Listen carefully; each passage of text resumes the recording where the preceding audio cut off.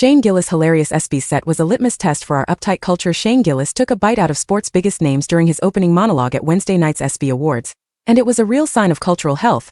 The performance felt like an infusion of wheatgrass, cleansing out the residual crud left over from more than a decade of hyperpolitical correctness. The comedian went after everyone, slaughtering sacred cows on both sides of the political aisle and from all sensibilities. He mocked Shadur Sanders' nepotism, Simone Biles' height, Aaron Rodgers' vaccine resistance, Shohei Ohtani's gambling scandal, the WNBA and professional girlfriend Jordan Hudson. Even Caitlin Clark made it into some zesty one-liners. And then there was Donald Trump, whose Hall of Fame-worthy way of inserting himself into nearly every big sports moment made him a prime target. Gillis' line about an Epstein joke getting deleted from his script was aimed at the current administration.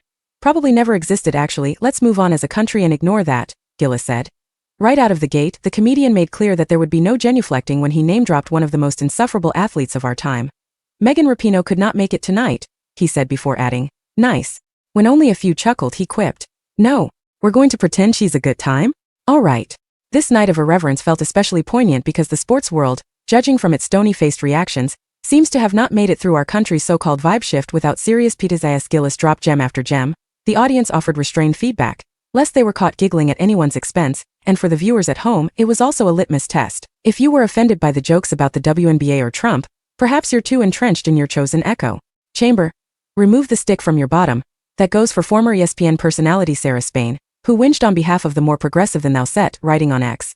In a year of crazy growth for women's sports, choosing an ESPYs host who doesn't even try to make clever jokes about women athletes, he at least attempted for the men. He goes with hacky no one knows the WNBA bits, Pino is a bad time, and repeatedly insults black women. Cool. A piece in New York Magazine's The Cut read, who let Shane Gillis talk about the WNBA? As if it's a precious entity that should be bubble-wrapped.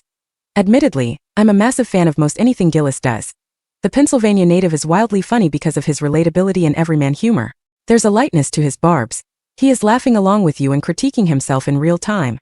He even kept a running commentary about the finicky reception. This is not serious, he quipped during a particularly stingy moment from the audience. Gillis has never shied away from third-rail subjects like race in sports, see his Alabama football desegregation bit, and joked that he and Clark have a lot in common. We're both whites from the Midwest who have nailed a bunch of threes, he said. When Caitlin Clark retires from the WNBA, she's going to work at a Waffle House, so she can continue doing what she loves most, fist-fighting black women. Then he went in on Trump, saying the president knows nothing about sports. Every time a team comes to visit the White House, he's like, and you must be the guy who catches. Look at these guys, big guys, black guys. And that's just when the New York Liberty visited. They didn't visit. That's just a joke. Then came the finest moment of the night, when the audience told on themselves. Four-time WNBA All-Star Brittany Hicks is here. Everybody give it up for Brittany, Gillis said as the camera panned to an attractive black woman in a pink dress, and cheers erupted. Pandering cheers, it turns out.